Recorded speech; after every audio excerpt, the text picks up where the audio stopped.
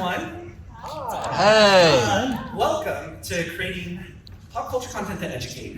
My name is Jason Patrick Gallup, also known as JPG in the pop culture space. Just a quick show. Just a quick show of hands in the room right now. Who is a content creator? Okay, cool. Just about half of y'all. Who is an educator, like a traditional educator? Okay, cool. Way more than I thought. Thank you for showing up. And who here is a little bit of both? Cool. Okay, you guys, I'm hoping you learn a little bit from this. This also might be a little bit remedial if you are already an educator. I apologize in advance, but I also truly think that this content is going to help both sides of this coin. So I run the organization Intermyth, and we are a pop culture consultancy firm that focuses on brand management, live event management like panels, and we've actually made a rebrand specifically to make sure that we are helping creators create content that has the ability to educate. Unfortunately, there has been an unprecedented attack on free education items like the CPB, like PBS, like NPR as well. And so we want to make sure that not only are you creating something fun and engaging on free channels like social media, but we want to make sure that you're doing it with the intent to help others. Today we're here to answer some questions, like what is your understanding of how your audience absorbs information? What's the journey from stumbling upon a particular page to actually following them? And how can proven classroom pedagogical theories and concepts help your content grow and thrive? And I could not do this alone. Starting with Luke Richmond, I want you guys to introduce yourselves and what you do for, I guess, like the pop culture and or the education space. Cool. I'm Luke. I work at the Aquarium of the Pacific with the Pacific Pals. I'm the artistic director, I guess. And I also do voice, and I have to confess, not the puppetry, actually, of Captain Quinn, one of the Pacific Pals. So I worked at the aquarium for a long time before the Pacific Pals began, and I was actually doing classroom education with all the field trip groups that came in, teaching classes about invertebrates, about fish, and about every conceivable thing you might learn about an aquarium. And then when the aquarium decided it wanted some live programming that was more theatrical, I was like, well, I went to film school, and they were like, that's close enough, and yeah, how can you do that? So I switched to starting to do stuff with puppets, and eventually that turned into the Pacific Pals that has now moved to an online format. And so I sort of combined both those experiences, 10 years of working in classrooms and then 10 years of pals. Wow, I really lucked out asking you to be here. Thanks. Is it happening? Yes. Okay. Hi everybody, my name is Sarah Berman, but you probably know me as Elsie Fire on the Pacific Pals. Thank you so much. I have been a professional puppeteer and voice actor with SAG-AFTRA for the last 11 or 12 years or so. I've had the privilege of working on some really awesome shows, one of which with Michelle Obama called Waffles and Mochi, and some shows with Nickelodeon and Disney. But my favorite thing is working at the aquarium because we're married, by the way. Oh, yeah. We met doing this puppet show that we sort of built from the ground up, teaching people about, yeah, I know, right? Teaching people about marine science in a fun and engaging way, because when you go out there on the social media landscape, I'm sure we're going to launch into it, you don't have much time with people, and a screaming otter seems like a good horse to know. Colby. Hi, I'm Colby. I'm currently not married to anyone on this panel.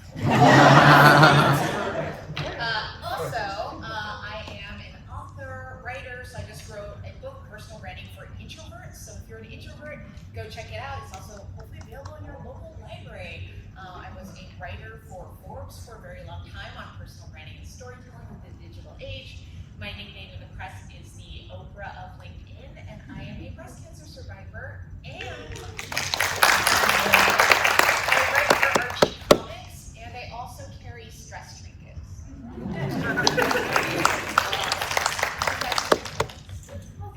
Hi, I'm Cynthia Marie. I am also a cancer survivor, colon cancer. Advocating for that is colon cancer month, so go get your colonoscopies. So I'm also, an advocate who uses fashion, STEM, and pop culture to highlight the importance of storytelling. So I have also been on TTRPG streams, and I'm also an engineer in aerospace, so.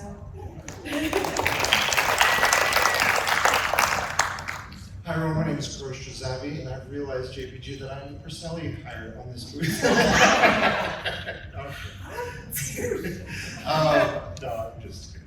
I interview a lot of interesting and amazing people on a lot of my podcasts and shows, Save Point Stories. I typically like to celebrate and elevate, is my MO and mission in the game space, in the video game industry. A lot of the developers and creators and every job within that environment space doesn't get the attention and light that it deserves. I like to give them a lot of platforms to be able to speak, share things with new folks that are interested in pursuing that career, because it is a very volatile career, and there's a lot of dangers, and there's a lot of people that have a lot of advice and warnings to share to provide that insight. And also for just the regular folk who enjoy games, like myself, to understand it and appreciate it better. So that's like my main message and mission.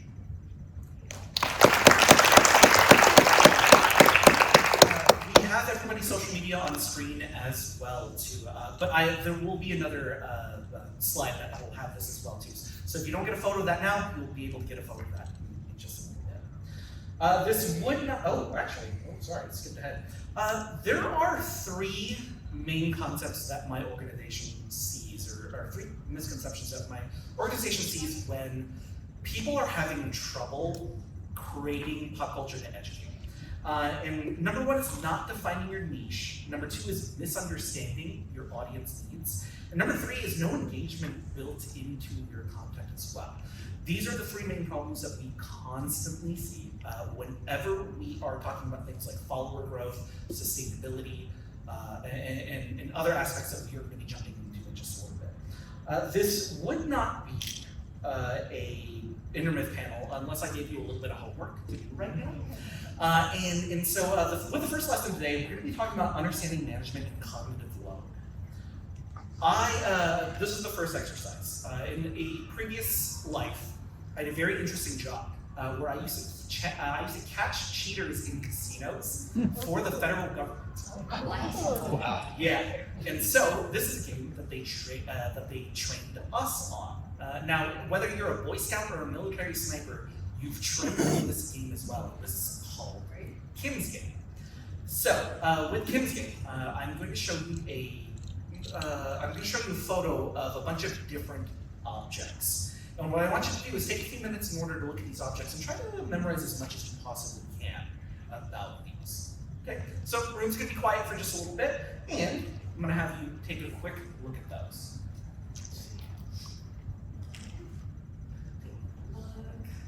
Some of you got very intense in here, and I really appreciate that.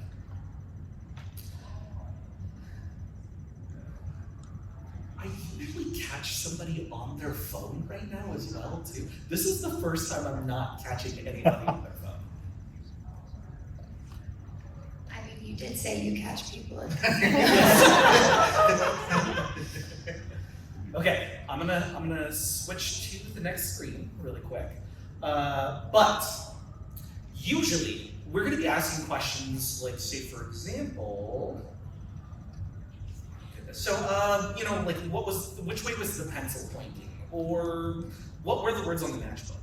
But this was 100% a misdirect.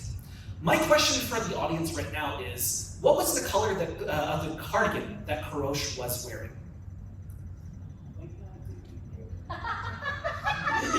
Anybody just raise a hand and I'll, let's see you right there.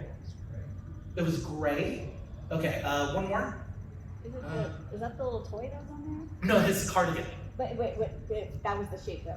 I think it was green. Oh, no, I'm asking about Karosh's cardigan. Oh, him. Yeah. Hurry, cardigan. Yeah, okay, so you were wearing a cardigan, I'm taking that as your answer. Okay, cool. It was green, okay. Green was actually the correct answer, so thank you so much. We do this with our content all the time.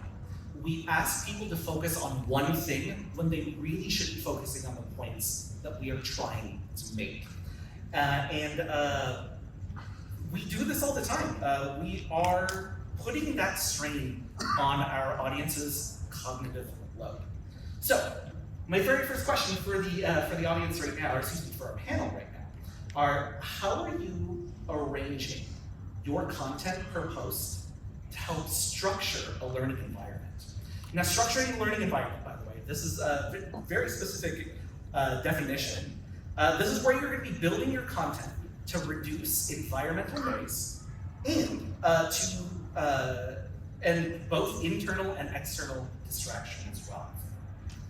So, with your audience, or excuse me, with your content per post, how do you like to structure it to make sure that your points are getting across? Who's eager to answer this first? I'll set the bar low. No more cardigan questions. I think for me, it's fairly, whether it be with the interviews or just the general conversations, I like to approach it as if it's just a conversation and make it feel like a comfortable space. Both for the interviewee that I'm talking to, and I want to get a candid kind of mind of nature of it, but I tend to get feedback from those that have either watched or listened or any variation that they feel like they're part of the room. They feel like part of the dialogue. They feel like they're at that table with me. I think that's what I've been trying to more intently kind of go with. I don't want you to feel like you're sitting away from me or you're being talked at. I want to make it where you're joining the conversation. You're part of this dialogue, and you may have your own experiences or questions that you want to bring in, that I'm like a vessel for, that I'm trying to bring that kind of dialogue out of that. Speaking of contributing dialogue for this right now, does anybody have a follow-up for this? I mean, I can add to it. So I'm still kind of stepping into the kind of educational space in terms of cancer support and advocacy. When I do some of my posts about cancer, what I like to do is at least keep it clear and concise, which I think most of us are pretty used to when you're putting together any sort of presentation. Your point should be clear. And so when I couple that with imagery, I tend to like to tell my story. I do have a lot of scars from my surgeries and stuff like that. So trying to showcase the scarring with the clear, concise message so people understand and put it all together, I think also helps with the storytelling. Yeah, please. So I create a lot on LinkedIn, the most uncool platform on Facebook, and also on Instagram, which is I think significantly cooler. I don't know.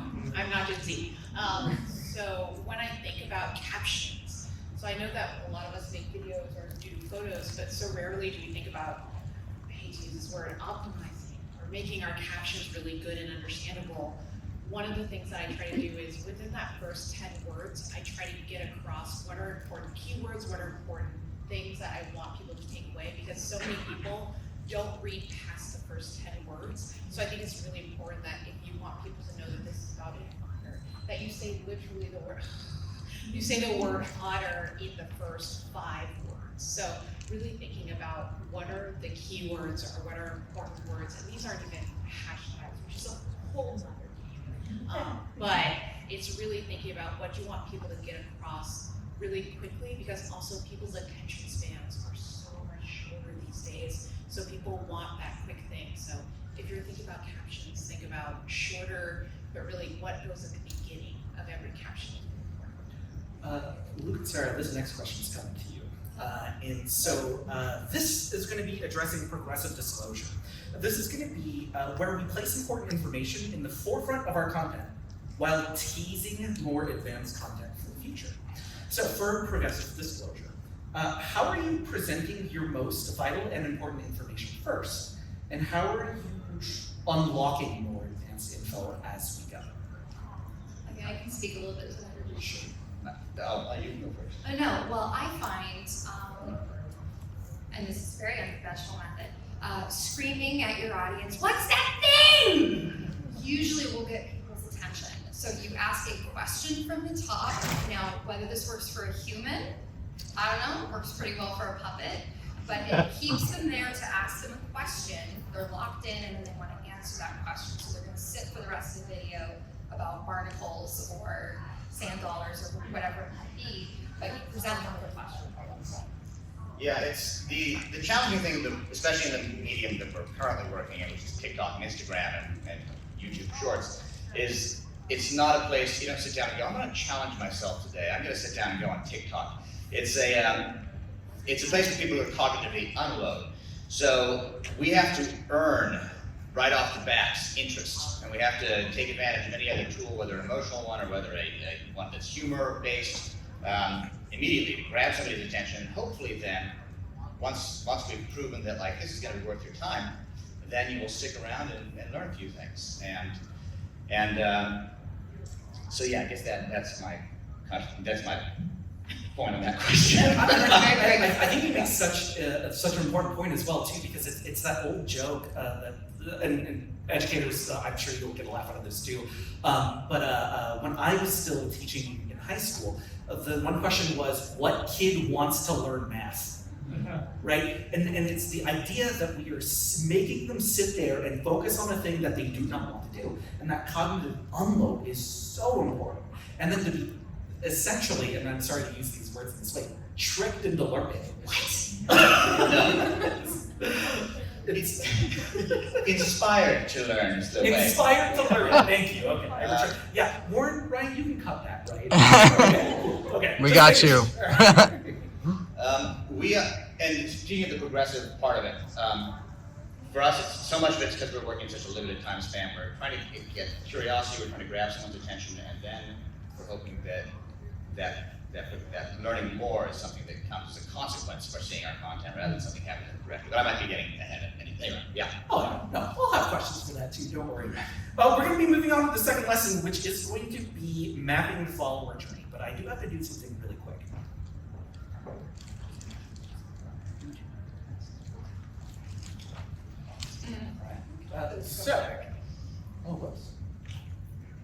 All right, so mapping the follower journey. In social media marketing, a new concept has emerged by mapping an individual's follower's journey. This is going to be from finding your content, judging it, clicking the follow button, and beyond. And these are going to be the 4 points that we are going to be focusing on. So it's going to be awareness, consideration, conversion, and post-conversion. For awareness. Kurosh, I'm going to go to you first, if that's okay. Let's go. How and why do you think audiences have discovered you? I think for a minute, and this was earlier in my kind of approach to all this, I was really trying to do a more, maybe this isn't the right word, but like performative approach to how I'm preparing everything, adding a lot of showmanship and sparkle and pizzazz. But I realized like whenever I did connect was when I was just being myself and presenting what I was naturally curious about. And I realized that resonated the most with the people that would engage with my content. So I think from there I would start to just go, okay, what am I naturally curious about? And I'm sure there's at least another, let's just arbitrarily say 100 people that feel the same way. And I started to see that just follow. I'm like, okay, people are just this game space is fairly, I would say, in a, again, like I said, volatile kind of environment, but also there's not a lot of common language and there's not a lot of understanding between the consumers and the players and the industry. And bridging that gap with just common language of like, hey, I'm naturally curious, why does this patch or patching a game so infrequently happen? Because it angers so many people. Understanding that, you learn to empathize, and they're just like, oh yeah, I'd love to speak to that, and I want to share that, and then giving that the space. And I realized 18 or 800 people will be like, oh yeah, no, I had the same question. And that happens pretty commonly, because we're just afraid to raise their hand or present a question. Yeah, there's that strong verbal compliment that you were talking about a little bit too. Well, Sarah, you have a very strong visual element when it comes to your particular content that you're working on. So how and why are audiences discovering you guys? Well, it's not me. It's definitely the pals. I think we have a couple of things going for us. People naturally gravitate when they want to unwind. What do? We look at videos of cute animals, right? It's something that always feels really good. But if you have cute animals and then you also have like a cute puppet who's speaking to the animal and asking the animal how they feel and what life is like and what challenges they might be experiencing, it kind of opens up this dialogue that nobody would normally have kind of insight to. And the other thing is it surprises people, but a lot of our demographic is actually millennials. And I think the millennial generation, we grew up on Bear in the Big Blue House and Zaboomafoo and Cracked Creatures and like this really tangible thing that is puppetry. And in a world full of AI where we're constantly inundated with this, it's really refreshing and human when you're scrolling through to see an art form like that, especially when it's paired with nature. Luke, sorry, this is going to be The time. but I am going to be asking the next question to you guys after I ask it the same thing. Okay? Okay. All right. So next up, we're going to be talking about consideration. So with Goldie and with Cynthia, I want you both to talk a little bit about this. So both of you have shared parts of your cancer journey on social media. It's a very sensitive sort of topic. And the question I have for you is, when you're looking at content, who are followers comparing you to? And what do they need from you? Who do they compare me to? I haven't seen comparisons, but if I had to guess, Well, it's funny too because like your content is like, oh, like a badass cancer survivor, and vampire lordess. Can you talk a little bit about that? What you're comparing yourself to in that particular space? For vampires. Sure. Specifically. Well, there's other streamers out there that do a lot of different TTRPG streams, and so I guess people would compare me with some of the other female leading out there in TTRPG stream. But when it comes to my cancer journey, I haven't really seen anything too much about it. Just because I'm just super open about my story. Because if I may be so bold and use a really bad word, I have the shittiest story in the world. But at any rate, the cancer journey, every time I was going through chemotherapy and my surgeries, every time I would look at content from doctors, it was always about fear-mongering. It was always about your hair falling out. It was always about, look at these scars that you're never going to heal from and it can come back. And I was so devastated by the fact that there's no positivity in there that I was just like, I want to post my story because there are people who survive this. There are people who thrive and live from it. And so I feel like that bringing more of that positivity and openness to the story makes people feel more confident about going to get a colonoscopy, for example, like trying to demystify that. So I think that's kind of where I kind of started getting more engagement with people in that topic.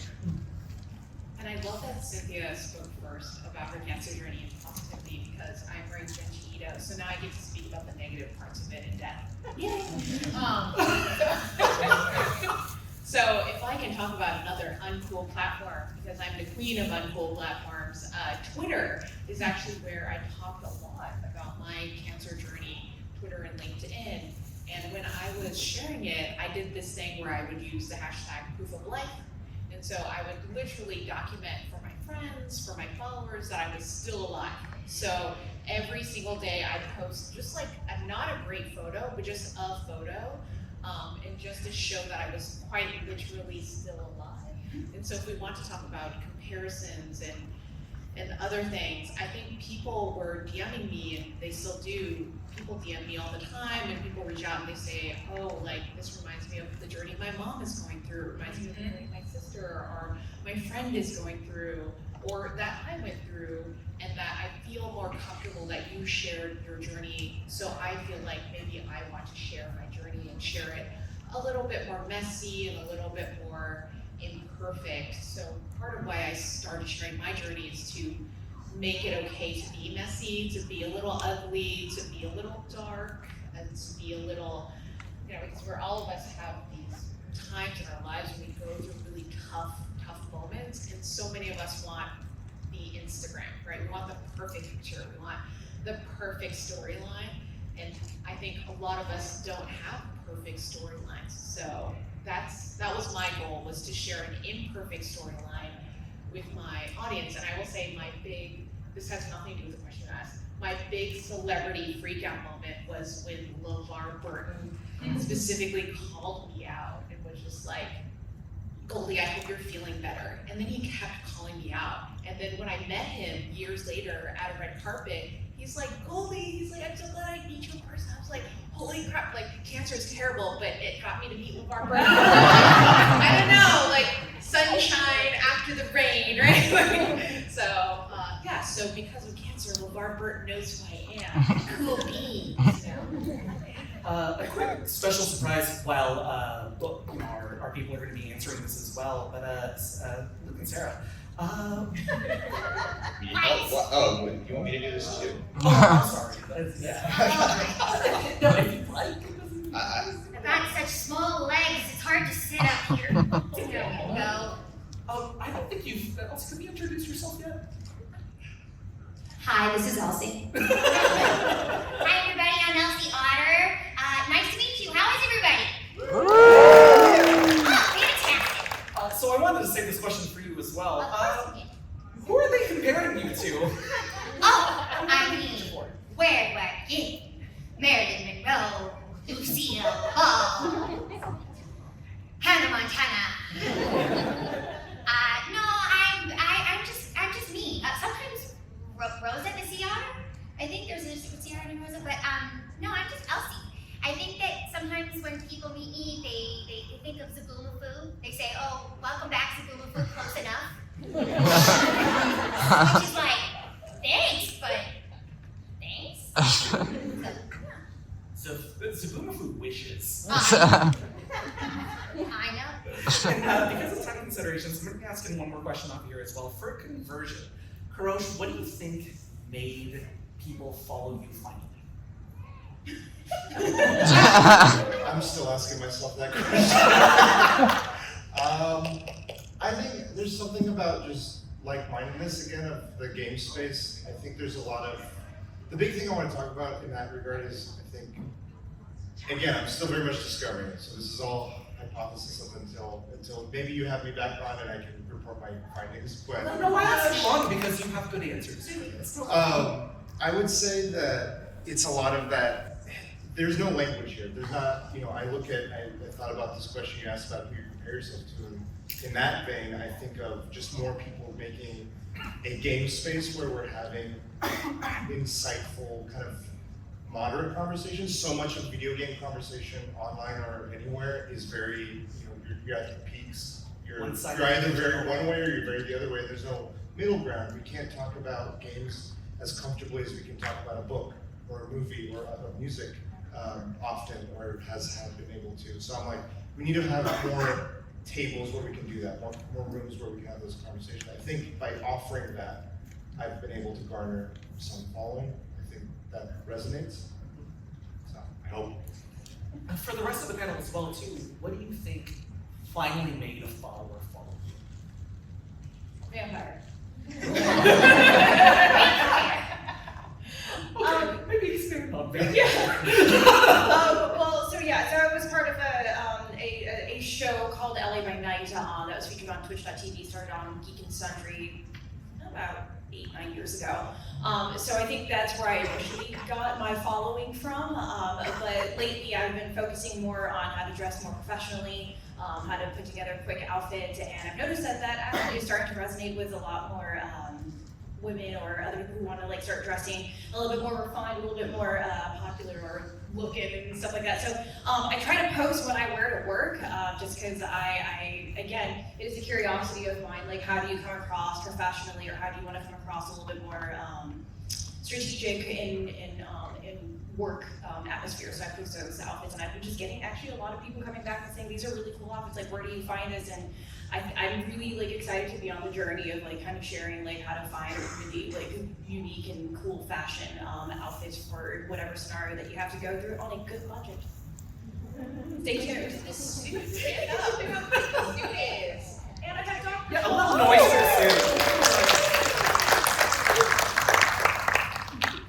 No reference for this. Thank you. What was the question? Oh, that's okay. It was, what do you think made a follower finally follow you? So I did over 800 daily consecutive videos on LinkedIn, and when I first started, I had basically 0 new followers, but those followers followed me over time because I was creating videos on pop culture on LinkedIn. So I was talking about pop culture, branding, and marketing, and I would literally go to Disneyland or go to Universal Studios, and I'd be like, this is the entire history of Simpsons in 1 minute, right? Here's the entire history, and I was doing it on a platform that everybody's like, why why are you doing it here? And I think people followed me because it was so weird what I was doing. Weird is good. Weird is good. What we do is entirely normal. Nothing odd about this. That's right. Now, our panelists, I'm going to apologize in advance because I have tricked you once again. Oh boy. So we're going to be speaking a little bit about the VARC model and teaching modalities right now. I know that sounds so boring, but please keep with me here. I am going to go back to the first exercise. I knew it. I knew it. For our audience who doesn't know this, Goldie had the ability to look at the photo that I'm about to show for just about 30 to 40 minutes before the panel itself. That picture then transferred over to Cynthia, who was able to look at this photo up until just a few minutes ago. Sarah and Luke got it maybe 10 minutes ago, but you two get the answer as a team. Lucky. Do I get included or what? And Elsie does. Elsie does get an answer as well as this particular team. 3 people? I'm not a 13. And last but not least, Karosh is finding out about this right now. This is as expected. So, Team Elsie, Yes. you get the answer as a team. I'm stressed. What was the question? Oh, how many flowers were in the photo?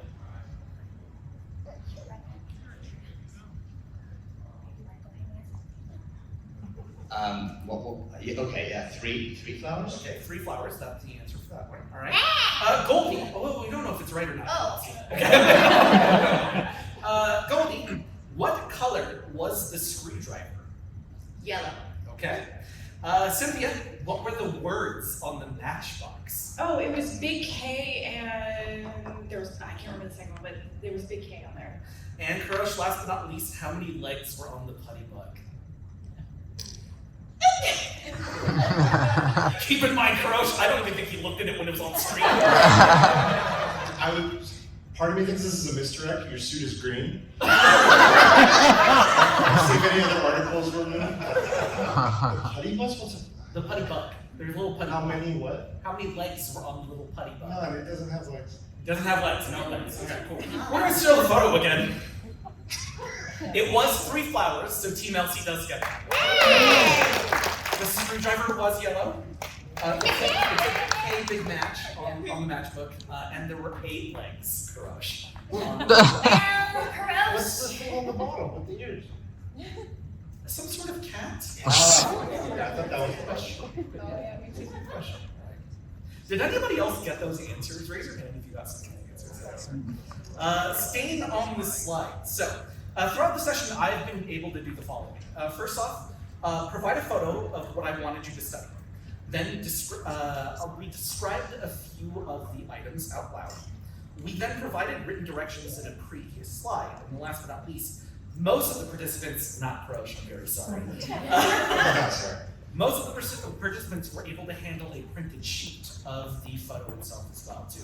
So that is going to be the VARC model. When you are creating content, what you are doing visually, auditory, it was reading and writing, and kinesthetically are going to matter to your content audience or your students if you're a traditional educator as well. All right.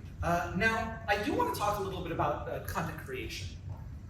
Your content in terms of teaching modalities can be considered asynchronous, fully online learning, meaning that your audience connects with your content, and it doesn't rely on really like time frames or being in person. We can take a lot of information from asynchronous online learning, just lost my place. And I'd like to ask the panel to highlight this by asking some of these following questions. So number 1, how are you using your comment section, your online discussion forums, or other forms of communication to further your goals? Take this one. Sure. Okay. So when we have the comments section, we invite people to ask complicated questions because we only have 30 seconds to a minute when we're discussing something that can be very, very complex. So what's kind of cool about social media is recently we had posted a video about what's the difference between a seal and a sea lion. and how you can tell those apart. And then somehow in the comments section, an entire, a fight, I guess you could call it, sort of broke out about fur seals. And like, where do they sit in this? And my first thing was like, okay, should I just jump in and like break it up? And then I was like, no, they're teaching each other. This is what we want. This is great for engagement, but I'm gonna wait a little bit and see how this shakes out, and then I'm gonna drop it.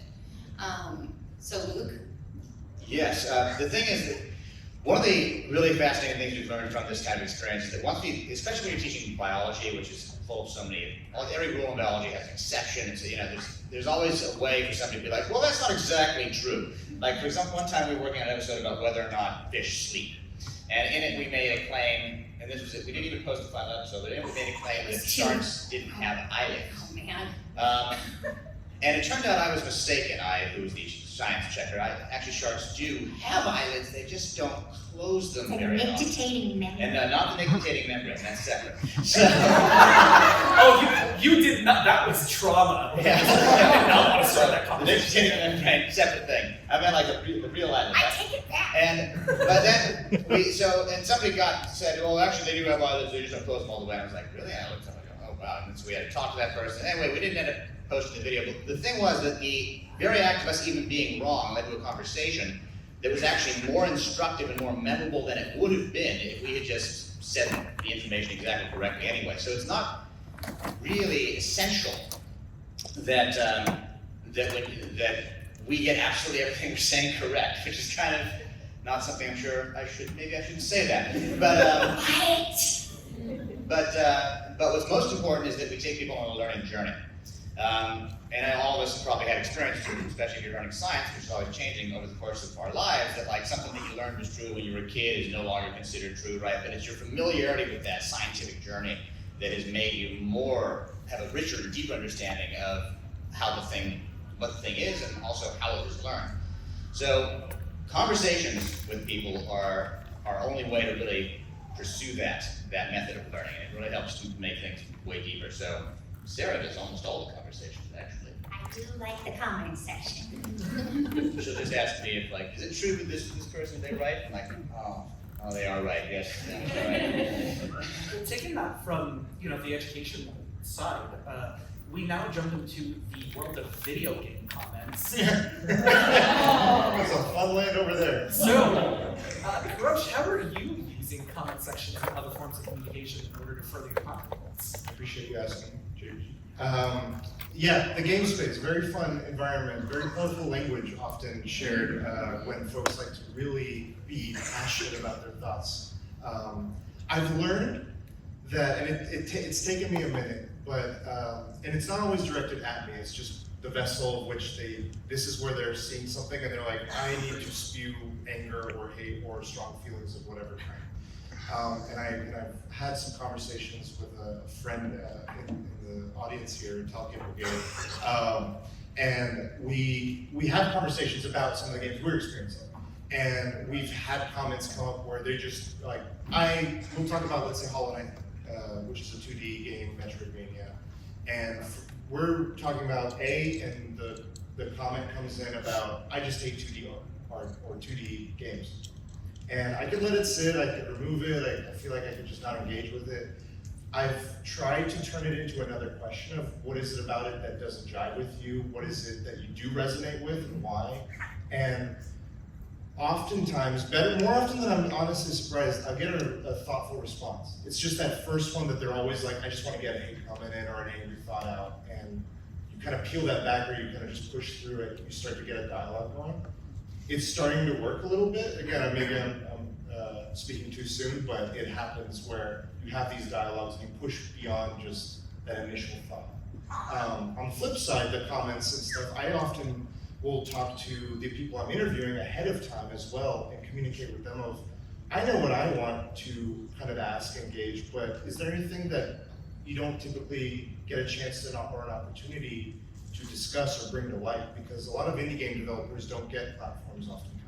There's a lot of paid opportunities or larger spaces that algorithms and you have all the different curation that exists. You get lost in that more often than not when you're an indie developer. And I don't know that perspective. So having that prefaced conversation helps me know how to not necessarily disingenuously elevate them, but give them those space. Like, what question do you want to ask? What do you want to discuss? What do gamers, what should they know about this experience that may vary or may make their experience more meaningful? So it's kind of a flip of both sides. Cynthia, Hi. you are a large part of the TTRPG space as well too, where there unfortunately is a lot of saturation and competition when it comes to people's content. Being in the TTRPG space, how are you using these types of comment sections in order to further your own goals? So when I was speaking more about TTRPG, I actually did have a podcast a long time ago about live action role play. So we talked a lot about how to do LARP, and so going into the comments and hearing people talk about role playing experiences, or oh, you have to be an actor or a voice actor, or these kind of different things. I kind of approached it or try to breach conversations with them and saying you don't have to be just these particular artists. You can be a person and go and roleplay. Like that's what role-playing games are all about, right? It's to bring other people together, other walks of life to enjoy a game together. So trying to broach those conversations with folks and understanding that there are fundamentals to role-playing, but anybody can do it. And so I like to try to be able to open that community up for folks. And Goldie, last but not least, something that I very much enjoy talking to you about and interacting with is we both have to fight against that sort of model minority myth when it comes to being out here in content. With you being like very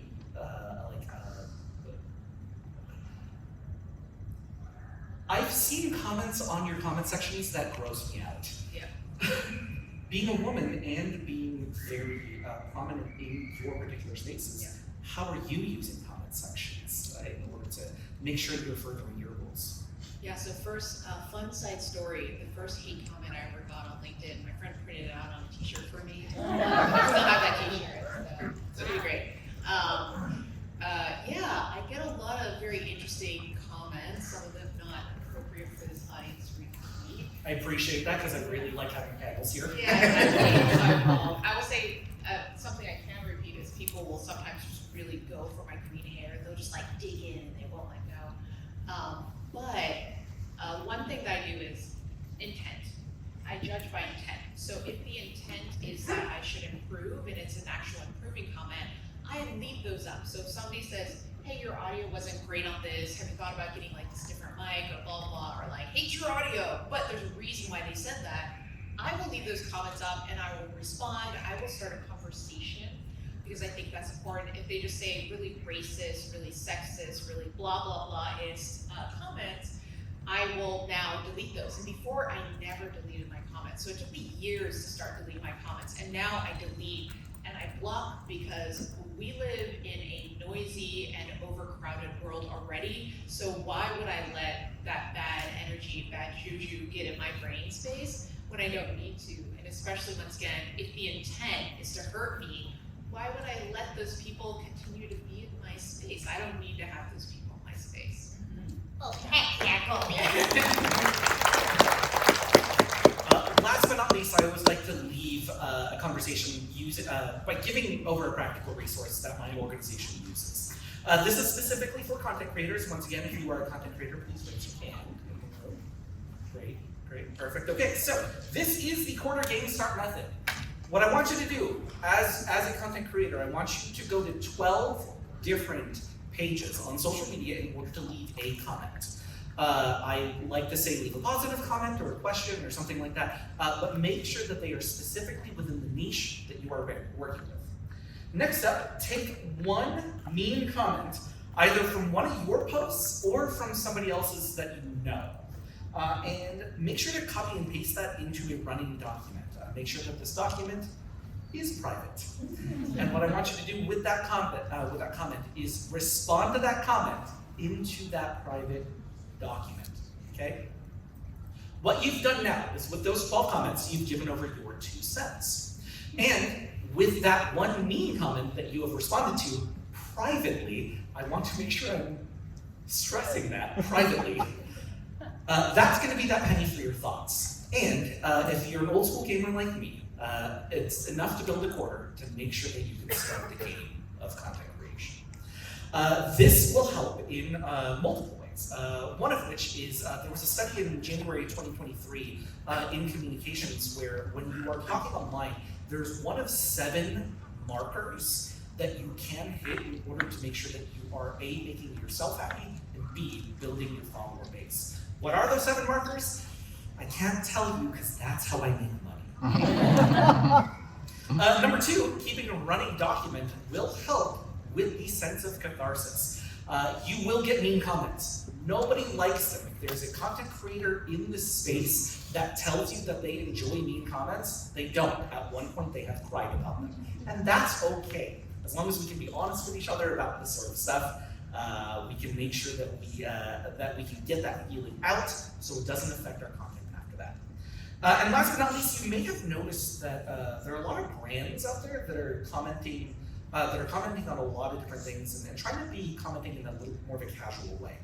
Now, their internal documents, and we've seen studies about this, they're commenting on 50 to 100 niche posts every day, which is insane. We all have lives. There's no way that we can comment on 100 posts on our own brands in a day.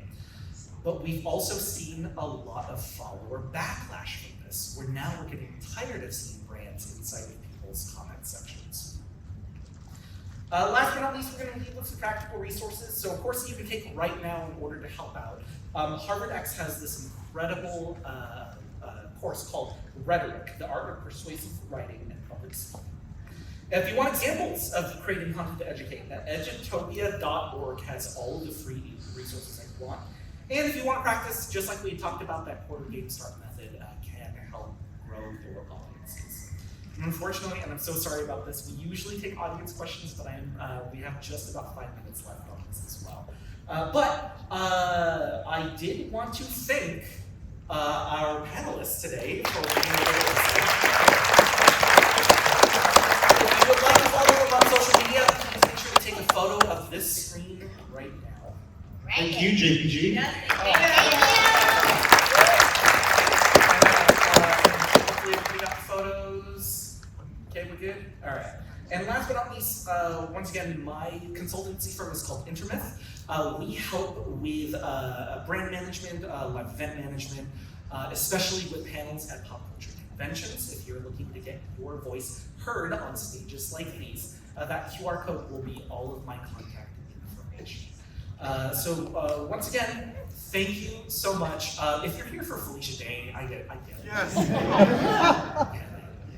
But thank you again for all of your time, and I hope you have a wonderful weekend.